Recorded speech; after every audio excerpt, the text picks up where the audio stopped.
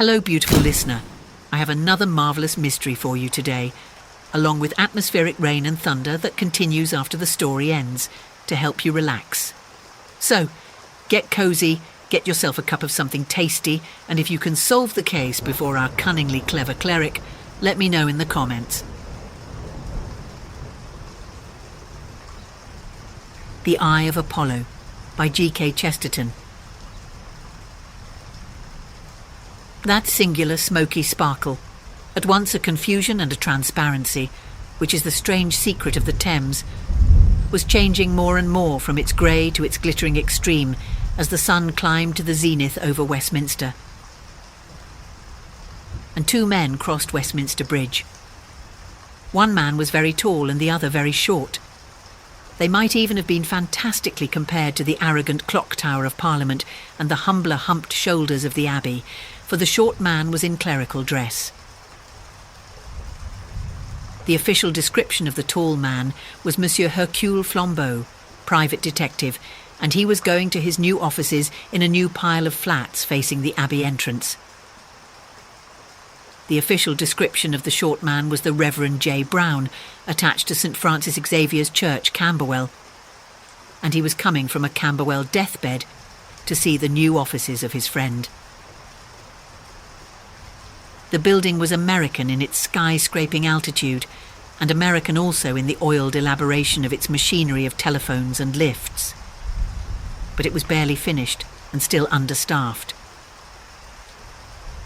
Only 3 tenants had moved in. The office just above Flambeau was occupied, as also was the office just below him. The 2 floors above that and the 3 floors below were entirely bare. But the first glance at the new tower of flats caught something much more arresting. Save for a few relics of scaffolding, the one glaring object was erected outside the office just above Flambeau's. It was an enormous gilt effigy of the human eye, surrounded with rays of gold, and taking up as much room as 2 or 3 of the office windows. "What on earth is that?" asked Father Brown, and stood still. "Oh, a new religion," said Flambeau, laughing. "One of those new religions that forgive your sins by saying you never had any. Rather like Christian Science, I should think. The fact is that a fellow calling himself Caelan, I don't know what his name is except that it can't be that, has taken the flat just above me. I have 2 lady typewriters underneath me, and this enthusiastic old humbug on top. He calls himself the new priest of Apollo, and he worships the sun." "Let him look out," said Father Brown. "The sun was the cruelest of all the gods. But what does that monstrous eye mean?" "As I understand it, it is a theory of theirs," answered Flambeau, "that a man can endure anything if his mind is quite steady. Their 2 great symbols are the sun and the open eye, for they say that if a man were really healthy, he could stare at the sun." "If a man were really healthy," said Father Brown, "he would not bother to stare at it." "Well, that's all I can tell you about the new religion," went on Flambeau carelessly. "It claims, of course, that it can cure all physical diseases." "Can it cure the one spiritual disease?" asked Father Brown with a serious curiosity. "And what is the one spiritual disease?" asked Flambeau, smiling. "Oh, thinking one is quite well," said his friend. Flambeau was more interested in the quiet little office below him than in the flamboyant temple above. He was a lucid southerner, incapable of conceiving himself as anything but a Catholic or an atheist. And new religions of a bright and pallid sort were not much in his line, but humanity was always in his line, especially when it was good-looking. Moreover, the ladies downstairs were characters in their way. The office was kept by 2 sisters, both slight and dark, one of them tall and striking. She had a dark, eager and aquiline profile, and was one of those women whom one always thinks of in profile, as of the clean-cut edge of some weapon. She seemed to cleave her way through life. She had eyes of startling brilliancy, but it was the brilliancy of steel rather than of diamonds, and her straight, slim figure was a shade too stiff for its grace. Her younger sister was like her shortened shadow, a little greyer, paler and more insignificant. They both wore a businesslike black, with little masculine cuffs and collars. There are thousands of such curt, strenuous ladies in the offices of London, but the interest of these lay rather in their real than their apparent position. For Pauline Stacy, the elder, was actually the heiress of a crest and half a county, as well as great wealth. She had been brought up in castles and gardens before a frigid fierceness, peculiar to the modern woman, had driven her to what she considered a harsher and a higher existence. She had not indeed surrendered her money, in that there would have been a romantic or monkish abandon quite alien to her masterful utilitarianism. She held her wealth, she would say, for use upon practical social objects. Part of it she had put into her business, the nucleus of a model typewriting emporium. Part of it was distributed in various leagues and causes for the advancement of such work among women. How far Joan, her sister and partner, shared this slightly prosaic idealism, no one could be very sure. But she followed her leader with a dog-like affection, which was somehow more attractive with its touch of tragedy than the hard high spirits of the elder. For Pauline Stacy had nothing to say to tragedy. She was understood to deny its existence. Her rigid rapidity and cold impatience had amused Flambeau very much on the first occasion of his entering the flats. He had lingered outside the lift in the entrance hall, waiting for the lift boy, who generally conducts strangers to the various floors. But this bright-eyed falcon of a girl had openly refused to endure such official delay. She said sharply that she knew all about the lift and was not dependent on boys, or men either. Though her flat was only 3 floors above, she managed in the few seconds of ascent to give Flambeau a great many of her fundamental views in an offhand manner. They were to the general effect that she was a modern working woman and loved modern working machinery. Her bright black eyes blazed with abstract anger against those who rebuke mechanic science and ask for the return of romance. Everyone, she said, ought to be able to manage machines, just as she could manage the lift. She seemed almost to resent the fact of Flambeau opening the lift door for her, and that gentleman went up to his own apartment smiling with somewhat mingled feelings at the memory of such spitfire self-dependence. She certainly had a temper, of a snappy, practical sort. The gestures of her thin, elegant hands were abrupt or even destructive. She was already in the rapids of an ethical tirade about the sickly medical notions and the morbid admission of weakness implied in such an apparatus. She dared her sister to bring such artificial, unhealthy rubbish into the place again. She asked if she was expected to wear wooden legs or false hair or glass eyes, and as she spoke, her eyes sparkled like the terrible crystal. Flambeau, quite bewildered with this fanaticism, could not refrain from asking Miss Pauline, with direct French logic, why a pair of spectacles was a more morbid sign of weakness than a lift, and why, if science might help us in the one effort, it might not help us in the other. "That is so different," said Pauline Stacy loftily. "Batteries and motors and all those things are marks of the force of man. Yes, Mr. Flambeau, and the force of woman too. We shall take our turn at these great engines that devour distance and defy time. That is high and splendid. That is really science. But these nasty props and plasters the doctors sell, why, they are just badges of poltroonery. Doctors stick on legs and arms as if we were born cripples and sick slaves. But I was freeborn, Mr. Flambeau. People only think they need these things because they have been trained in fear instead of being trained in power and courage. Just as the silly nurses tell children not to stare at the sun, and so they can't do it without blinking. But why among the stars should there be one star I may not see? The sun is not my master, and I will open my eyes and stare at him whenever I choose." "Your eyes," said Flambeau with a foreign bow, "will dazzle the sun." He took pleasure in complimenting this strange, stiff beauty, partly because it threw her a little off her balance. But as he went upstairs to his floor, he drew a deep breath and whistled, saying to himself, "So she has got into the hands of that conjurer upstairs with his golden eye." For little as he knew or cared about the new religion of Caelan, he had heard of his special notion about sun-gazing. He soon discovered that the spiritual bond between the floors above and below him was close and increasing. The man who called himself Caelan was a magnificent creature, worthy, in a physical sense, to be the pontiff of Apollo. He was nearly as tall even as Flambeau, and very much better looking, with a golden beard, strong blue eyes, and a mane flung back like a lion's. In structure, he was the blonde beast of Nietzsche, but all this animal beauty was heightened, brightened, and softened by genuine intellect and spirituality.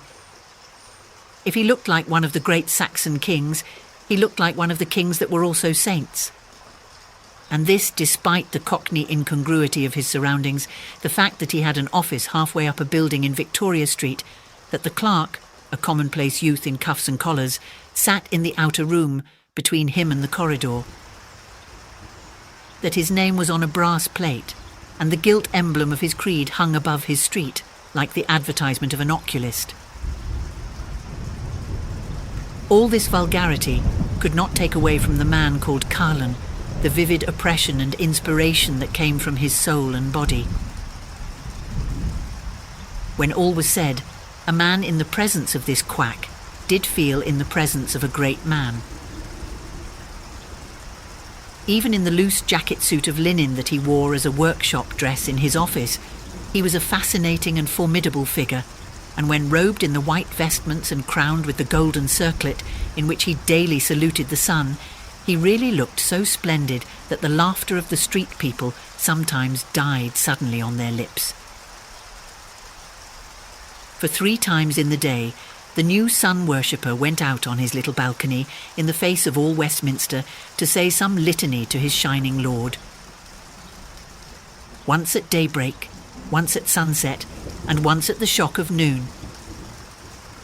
And it was while the shock of noon still shook faintly from the towers of Parliament and Parish Church that Father Brown, the friend of Flambeau, first looked up and saw the white priest of Apollo. Flambeau had seen quite enough of these daily salutations of Phoebus, and plunged into the porch of the tall building without even looking for his clerical friend to follow. But Father Brown, whether from a professional interest in ritual or a strong individual interest in tomfoolery, stopped and stared up at the balcony of the sun worshipper, just as he might have stopped and stared up at a Punch and Judy.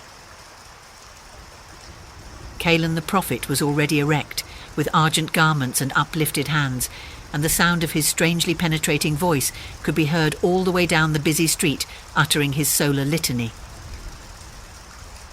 He was already in the middle of it. His eyes were fixed upon the flaming disk.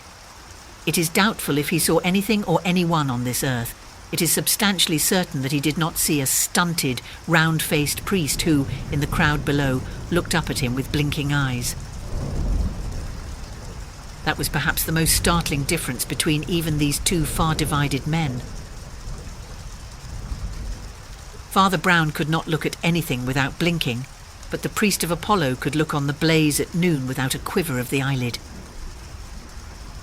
"O sun," cried the prophet, "O star that art too great to be allowed among the stars, O fountain that flowest quietly in that secret spot that is called space, white father of all white unwearied things, white flames and white flowers and white peaks.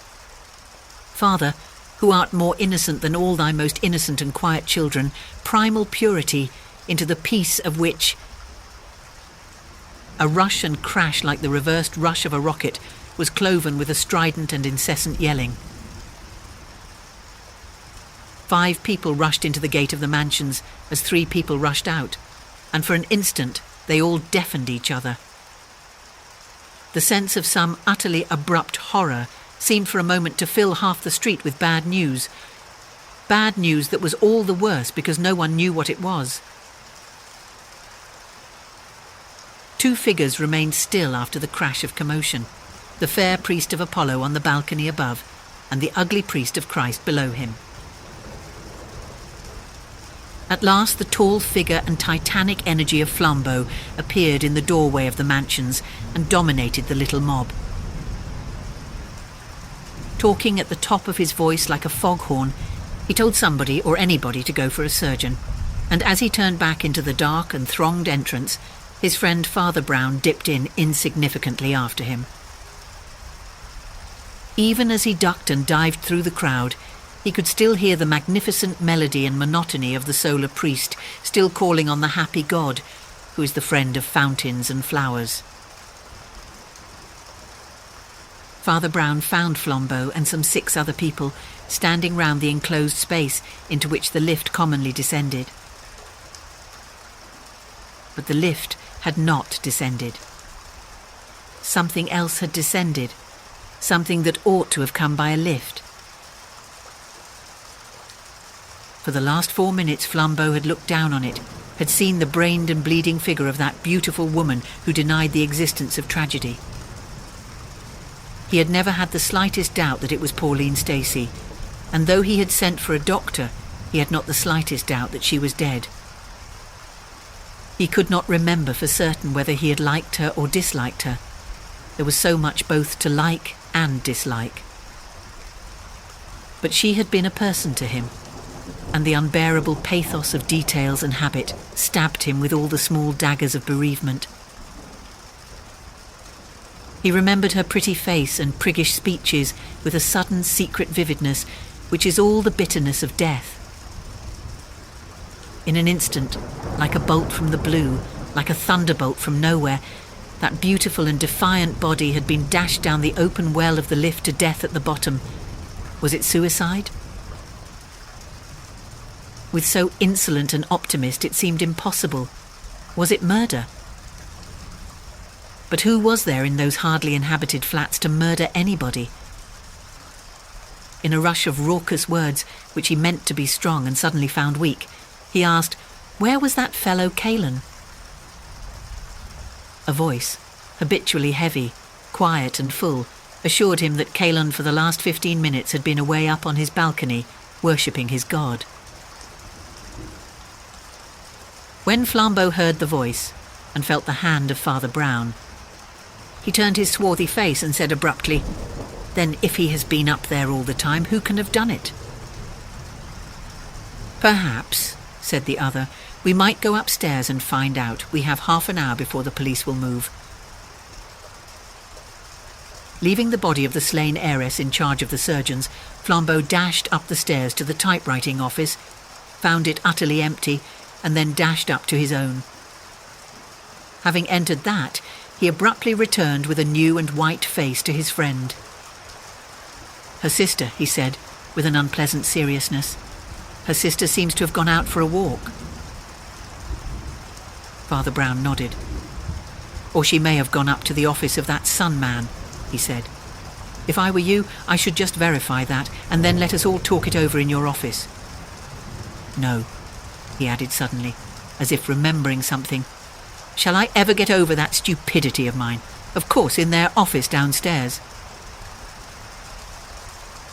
Flambeau stared, but he followed the little father downstairs to the empty flat of the Stacys, where that impenetrable pastor took a large red leather chair in the very entrance, from which he could see the stairs and landings, and waited. He did not wait very long. In about 4 minutes, 3 figures descended the stairs, alike only in their solemnity. The first was Joan Stacy, the sister of the dead woman. Evidently she had been upstairs in the temporary temple of Apollo. The second was the priest of Apollo himself, his litany finished, sweeping down the empty stairs in utter magnificence. Something in his white robes, beard and parted hair had the look of Dawes Christ leaving the praetorium. The third was Flambeau, black-browed and somewhat bewildered. Miss Joan Stacy, dark, with a drawn face, and hair prematurely touched with grey, walked straight to her own desk and set out her papers with a practical flap. The mere action rallied everyone else to sanity. If Miss Joan Stacy was a criminal, she was a cool one. Father Brown regarded her for some time with an odd little smile, and then, without taking his eyes off her, addressed himself to somebody else. "Prophet," he said, presumably addressing Caelan, "I wish you would tell me a lot about your religion."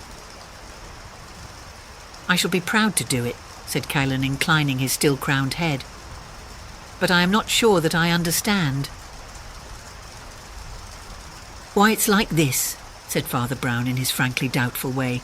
"We are taught that if a man has really bad first principles, that must be partly his fault.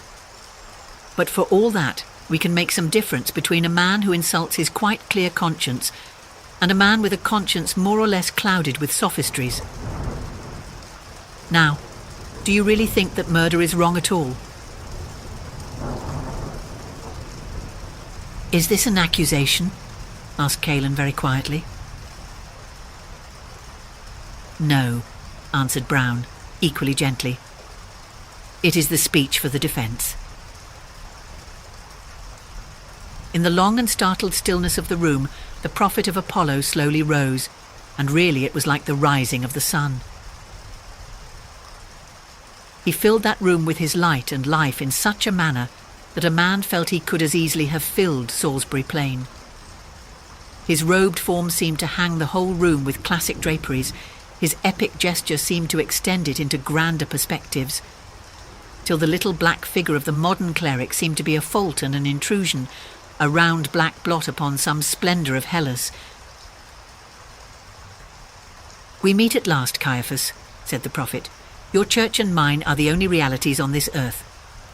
I adore the sun, and you the darkening of the sun. You are the priest of the dying, and I of the living God. Your present work of suspicion and slander is worthy of your coat and creed. All your church is but a black police. You are only spies and detectives seeking to tear from men confessions of guilt, whether by treachery or torture. You would convict men of crime, I would convict them of innocence. You would convince them of sin, I would convince them of virtue. Reader of the books of evil, one more word before I blow away your baseless nightmares forever. Not even faintly could you understand how little I care whether you can convict me or no. The things you call disgrace and horrible hanging are to me no more than an ogre in a child's toy book to a man once grown up. You said you were offering the speech for the defence. I care so little for the cloudland of this life that I will offer you the speech for the prosecution. There is but one thing that can be said against me in this matter, and I will say it myself. The woman that is dead was my love and my bride, not after such manner as your tin chapels call lawful, but by a law purer and sterner than you will ever understand. She and I walked another world from yours and trod palaces of crystal while you were plodding through tunnels and corridors of brick. Well, I know that policemen, theological and otherwise, always fancy that where there has been love there must soon be hatred, so there you have the first point made for the prosecution.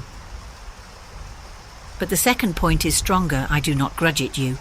Not only is it true that Pauline loved me, but it is also true that this very morning, before she died, she wrote at that table a will leaving me and my new church $500,000. Come, where are the handcuffs? Do you suppose I care what foolish things you do with me? Penal servitude will only be like waiting for her at a wayside station. The gallows will only be going to her in a headlong car. He spoke with the brain-shaking authority of an orator, and Flambeau and Joan Stacy stared at him in amazed admiration. Father Brown's face seemed to express nothing but extreme distress. He looked at the ground with one wrinkle of pain across his forehead. The prophet of the sun leaned easily against the mantelpiece and resumed, "In a few words I have put before you the whole case against me, the only possible case against me. In fewer words still, I will blow it to pieces, so that not a trace of it remains. As to whether I have committed this crime, the truth is in one sentence. I could not have committed this crime. Pauline Stacy fell from this floor to the ground at 5 minutes past 12. 100 people will go into the witness box and say that I was standing out upon the balcony of my own rooms above from just before the stroke of noon to a quarter past, the usual period of my public prayers. My clerk, a respectable youth from Clapham with no sort of connection with me, will swear that he sat in my outer office all the morning and that no communication passed through. He will swear that I arrived a full 10 minutes before the hour, 15 minutes before any whisper of the accident, and that I did not leave the office or the balcony all that time. No one ever had so complete an alibi. I could subpoena half Westminster. I think you had better put the handcuffs away again. The case is at an end. But last of all, that no breath of this idiotic suspicion remain in the air, I will tell you all you want to know. I believe I do know how my unhappy friend came by her death. You can, if you choose, blame me for it, or my faith and philosophy at least, but you certainly cannot lock me up. It is well known to all students of the higher truths that certain adepts and Illuminati have in history attained the power of levitation, that is, of being self-sustained upon the empty air. It is but a part of that general conquest of matter which is the main element in our occult wisdom. Poor Pauline was of an impulsive and ambitious temper. I think, to tell the truth, she thought herself somewhat deeper in the mysteries than she was, and she has often said to me, as we went down in the lift together, that if one's will were strong enough, one could float down as harmlessly as a feather. I solemnly believe that in some ecstasy of noble thoughts she attempted the miracle. Her will or faith must have failed her at the crucial instant, and the lower law of matter had its horrible revenge. There is the whole story, gentlemen, very sad and, as you think, very presumptuous and wicked, but certainly not criminal or in any way connected with me. In the shorthand of the police courts, you had better call it suicide. I shall always call it heroic failure for the advance of science and the slow scaling of heaven. It was the first time Flambeau had ever seen Father Brown vanquished. He still sat looking at the ground, with a painful and corrugated brow, as if in shame. It was impossible to avoid the feeling which the prophet's winged words had fanned, that here was a sullen professional suspector of men overwhelmed by a prouder and purer spirit of natural liberty and health. At last he said, blinking as if in bodily distress, "Well, if that is so, sir, you need do no more than take the testamentary paper you spoke of and go. I wonder where the poor lady left it." "It will be over there on her desk by the door, I think," said Caelan, with that massive innocence of manner that seemed to acquit him wholly. "She told me specially she would write it this morning, and I actually saw her writing as I went up in the lift to my own room." "Was her door open then?" asked the priest, with his eye on the corner of the matting. "Yes," said Caelan calmly. "Ah, it has been open ever since," said the other, and resumed his silent study of the mat. "There is a paper over here," said the grim Miss Joan in a somewhat singular voice. She had passed over to her sister's desk by the doorway and was holding a sheet of blue foolscap in her hand.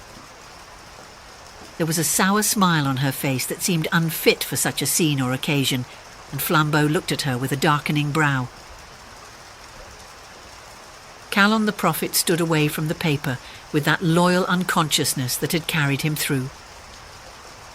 But Flambeau took it out of the lady's hand and read it with the utmost amazement. It did indeed begin in the formal manner of a will, but after the words "I give and bequeath all of which I die possessed," the writing abruptly stopped with a set of scratches, and there was no trace of the name of any legatee. Flambeau, in wonder, handed this truncated testament to his clerical friend, who glanced at it and silently gave it to the priest of the sun. An instant afterwards that pontiff in his splendid sweeping draperies had crossed the room in 2 great strides and was towering over Joan Stacy, his blue eyes standing from his head. "What monkey tricks have you been playing here?" he cried. "That's not all Pauline wrote." They were startled to hear him speak in quite a new voice, with a Yankee shrillness in it. All his grandeur and good English had fallen from him like a cloak. "That is the only thing on her desk," said Joan, and confronted him steadily with the same smile of evil favour. Of a sudden, the man broke out into blasphemies and cataracts of incredulous words. There was something shocking about the dropping of his mask. It was like a man's real face falling off. "See here," he cried in broad American when he was breathless with cursing. "I may be an adventurer, but I guess you're a murderess. Yes, gentlemen, here's your death explained, and without any levitation. The poor girl is writing a will in my favour. Her cursed sister comes in, struggles for the pen, drags her to the well and throws her down before she can finish it. Sarkis. I reckon we want the handcuffs after all." "As you have truly remarked," replied Joan with ugly calm, "your clerk is a very respectable young man who knows the nature of an oath, and he will swear in any court that I was up in your office arranging some typewriting work for 5 minutes before and 5 minutes after my sister fell. Mr. Flambeau will tell you that he found me there." There was a silence.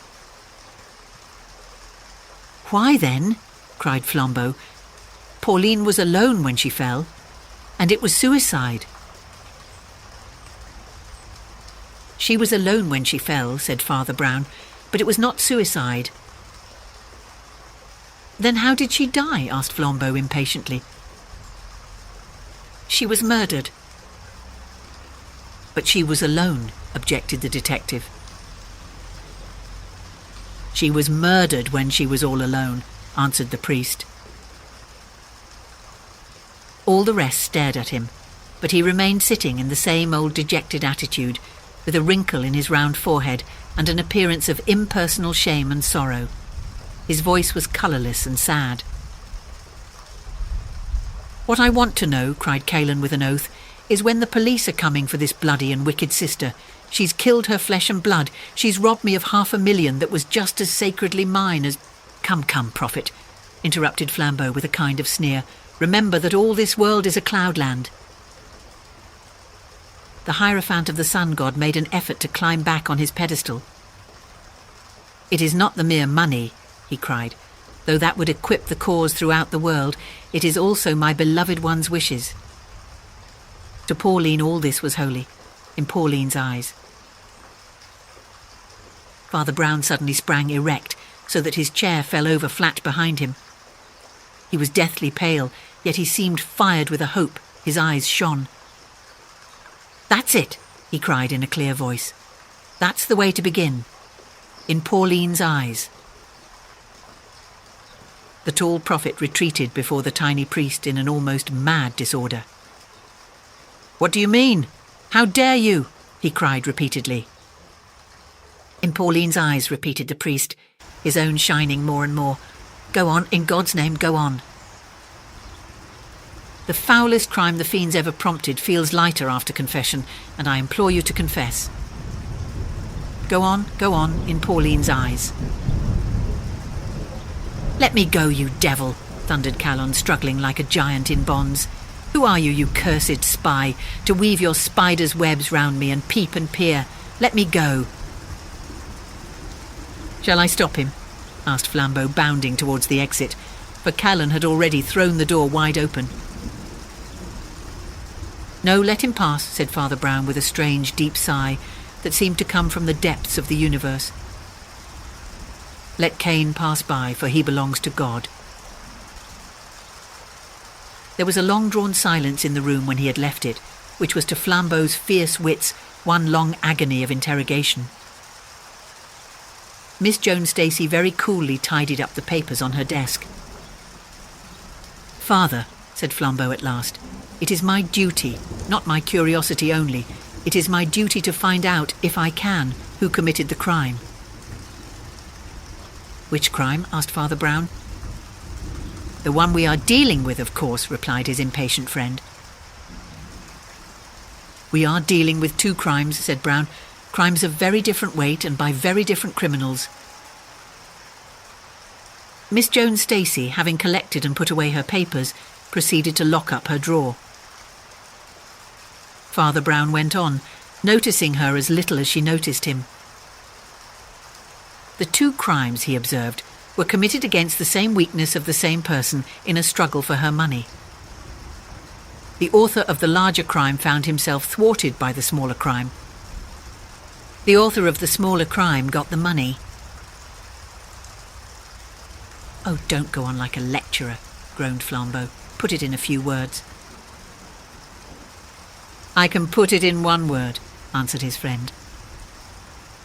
Miss Jones Stacy skewered her businesslike black hat onto her head with a businesslike black frown before a little mirror, and as the conversation proceeded took her handbag and umbrella in an unhurried style and left the room. "The truth is one word and a short one," said Father Brown. "Pauline Stacy was blind." "Blind," repeated Flambeau, and rose slowly to his whole huge stature. "She was subject to it by blood," Brown proceeded. "Her sister would have started eyeglasses if Pauline would have let her, but it was her special philosophy or fad that one must not encourage such diseases by yielding to them. She would not admit the cloud, or she tried to dispel it by will. So her eyes got worse and worse with straining, but the worst strain was to come. It came with this precious prophet, or whatever he calls himself, who taught her to stare at the hot sun with the naked eye. It was called accepting Apollo. Oh, if these new pagans would only be old pagans, they would be a little wiser. The old pagans knew that mere naked nature worship must have a cruel side. They knew that the eye of Apollo can blast and blind." There was a pause, and the priest went on in a gentle and even broken voice. "Whether or no that devil deliberately made her blind, there is no doubt that he deliberately killed her through her blindness. The very simplicity of the crime is sickening. You know he and she went up and down in those lifts without official help. You know also how smoothly and silently the lifts slide." Caelan brought the lift to the girls' landing and saw her through the open door, writing in her slow, sightless way the will she had promised him. He called out to her cheerily that he had the lift ready for her, and she was to come out when she was ready. Then he pressed a button and shot soundlessly up to his own floor, walked through his own office out onto his own balcony, and was safely praying before the crowded street when the poor girl, having finished her work, ran gaily out to where lover and lift were to receive her, and stepped. "Don't," cried Flambeau. "He ought to have got 500,000 by pressing that button," continued the little father, in the colourless voice in which he talked of such horrors. "But that went smash. It went smash because there happened to be another person who also wanted the money, and who also knew the secret about poor Pauline's sight. There was one thing about that will that I think nobody noticed. Although it was unfinished and without signature, the other Miss Stacy and some servant of hers had already signed it as witnesses. Joan had signed first, saying Pauline could finish it later with a typical feminine contempt for legal forms.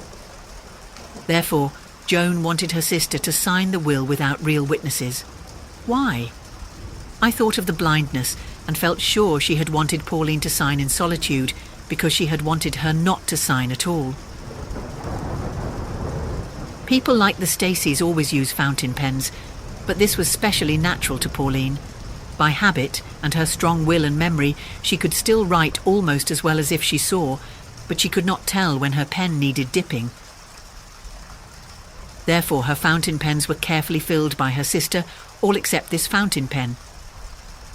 This was carefully not filled by her sister.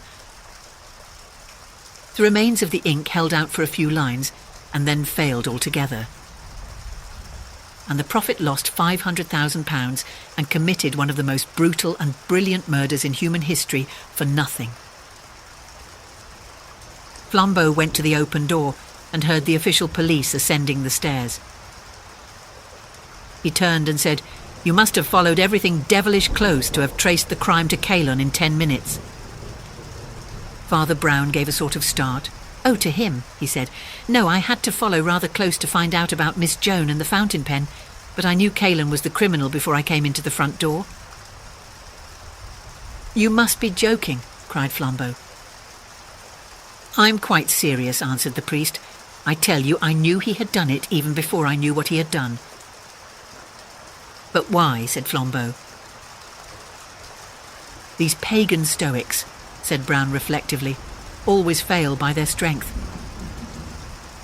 There came a crash and a scream down the street, and the priest of Apollo did not start or look round. I did not know what it was, but I knew that he was expecting it.